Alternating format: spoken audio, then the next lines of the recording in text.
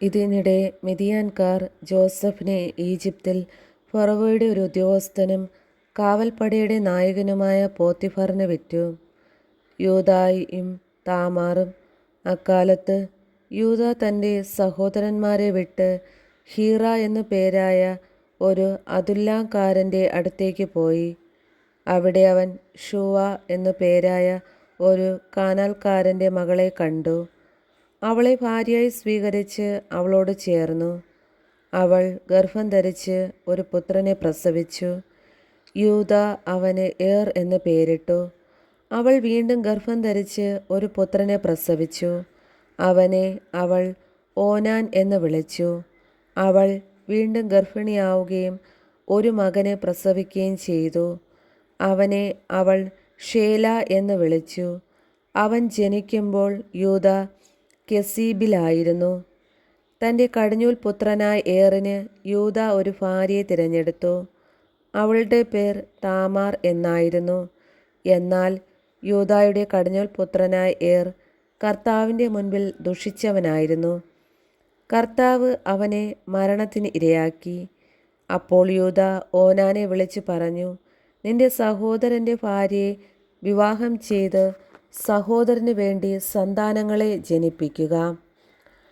സന്തതി തൻ്റേതായിരിക്കില്ലെന്ന് അറിയാമായിരുന്ന ഓനാൻ തൻ്റെ സഹോദരന് വേണ്ടി സന്താനങ്ങളെ ഉൽപ്പാദിപ്പിക്കാതിരിക്കാൻ സഹോദര ഭാര്യയുമായി ചേർന്നപ്പോൾ ബീജം നിലത്ത് വീഴ്ത്തിക്കളഞ്ഞു. അവൻ ചെയ്തത് കർത്താവിന് അനിഷ്ടമായതിനാൽ അവനെയും അവിടുന്ന് മരണത്തിനിരയാക്കി.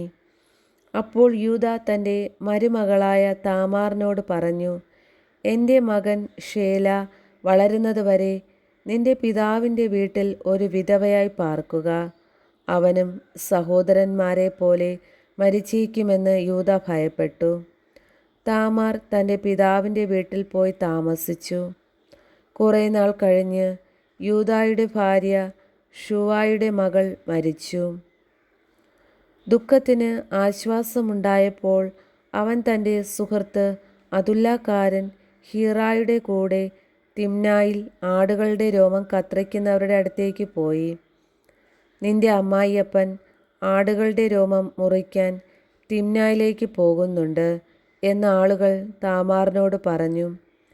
ഷേലായ്ക്ക് പ്രായമായിട്ടും തന്നെ അവനെ വിവാഹം ചെയ്ത് കൊടുക്കുന്നില്ലെന്ന് കണ്ട് താമാർ തൻ്റെ വിധവാ വസ്ത്രങ്ങൾ മാറ്റി ഒരു മൂടുപടം കൊണ്ട് ദേഹമാകെ മറച്ചു. തിമ്നായിലേക്ക് ഉള്ള വഴിയിൽ ഏനയും പട്ടണത്തിൻ്റെ വാതിൽക്കൽ ചെന്നിരിപ്പായി. മുഖം മൂടിയിരുന്നത് കൊണ്ട് അവൾ ഒരു വേശ്യയാണെന്ന് യൂദ വിചാരിച്ചു. വഴിവക്കത്ത് അവളുടെ അടുത്ത് ചെന്ന് അവൻ പറഞ്ഞു, വരൂ, ഞാൻ നിന്നെ പ്രാപിക്കട്ടെ. തൻ്റെ മരുമകളാണ് അവളെന്ന് അവൻ അറിഞ്ഞിരുന്നില്ല.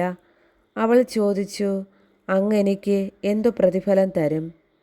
അവൻ പറഞ്ഞു, ആട്ടിൻ കൂട്ടത്തിൽ നിന്ന് ഒരാട്ടിൻകുട്ടിയെ ഞാൻ കൊടുത്തയക്കാം. അവൾ ചോദിച്ചു, അതിനെ കൊടുത്തയക്കുന്നത് വരെ എന്തുറപ്പാണ് എനിക്ക് തരുക? അവൻ ചോദിച്ചു, ഉറപ്പായി എന്താണ് ഞാൻ നിനക്ക് തരേണ്ടത്? അവൾ പറഞ്ഞു, അങ്ങയുടെ മുദ്രമോതിരവും വളയും കയ്യിലെ വടിയും. അവൻ അവയെല്ലാം അവൾക്ക് കൊടുക്കുകയും അവളെ പ്രാപിക്കുകയും ചെയ്തു. അങ്ങനെ അവൾ അവനിൽ നിന്ന് ഗർഭം ധരിച്ചു. അവൾ അവിടെ നിന്ന് പോയി തൻ്റെ മൂടുപടം മാറ്റി വിധവാ വസ്ത്രം ധരിച്ചു. താൻ ഈട് കൊടുത്തവ ആ സ്ത്രീയുടെ കയ്യിൽ നിന്ന് തിരിച്ചെടുക്കാൻ യൂദ അതുല്ലാക്കാരനായ സ്നേഹിതൻ്റെ കയ്യിൽ ആട്ടിൻകുട്ടിയെ കൊടുത്തയച്ചു. എന്നാൽ അവൻ അവളെ കണ്ടുപിടിക്കാൻ കഴിഞ്ഞില്ല. അവൻ സ്ഥലത്തുള്ളവരോട് ചോദിച്ചു, എനയീമിലെ വഴിവക്കത്തിരുന്ന വേശ്യ എവിടെ? അവർ പറഞ്ഞു, ഇവിടെ അങ്ങനൊരു വേശ്യയില്ല. അവൻ തിരിച്ചു ചെന്ന് യൂദായോട് പറഞ്ഞു, അവളെ കണ്ടുപിടിക്കാൻ എനിക്ക് കഴിഞ്ഞില്ല. അവിടെ ഒരു വേശ്യയുണ്ടായിരുന്നില്ല എന്ന് അവിടത്തുകാർ പറയുകയും ചെയ്തു. യൂദ പറഞ്ഞു, സാധനങ്ങൾ അവൾ സ്വന്തമായി സൂക്ഷിച്ചു കൊള്ളട്ടെ. നമ്മെ ആരും പരിഹസിക്കരുതല്ലോ. ഞാൻ ആട്ടിൻകുട്ടിയെ കൊടുത്തയച്ചു, എന്നാൽ നിനക്കവളെ കണ്ടുപിടിക്കാൻ കഴിഞ്ഞില്ല.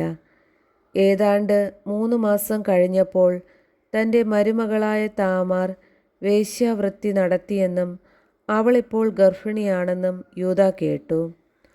അവൻ പറഞ്ഞു, അവളെ പുറത്തിറക്കി ചുട്ടുകളയുക. അവളെ പുറത്തു കൊണ്ടുവന്നപ്പോൾ അവൾ തൻ്റെ അമ്മായിയപ്പനൊരു സന്ദേശം അയച്ചു.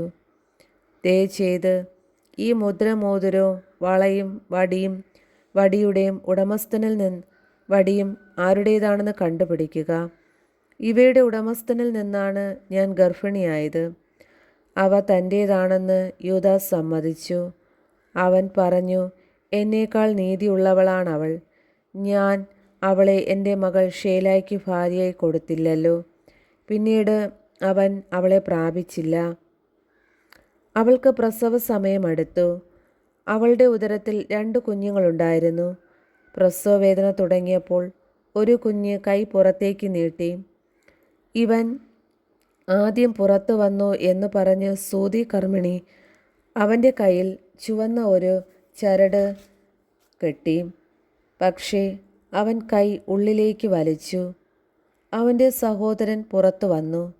നീ തന്നെത്താൻ പുറത്തേക്ക് വഴിയുണ്ടാക്കിയല്ലോ എന്ന് പറഞ്ഞ് അവൾ അവനെ പേരേസ് എന്ന് വിളിച്ചു. പിന്നീട് കയ്യിൽ ചുവന്ന ചരടുമായി അവൻ്റെ സഹോദരൻ പുറത്തു വന്നു. അവന് സേറഹ് എന്ന് പേരിട്ടു.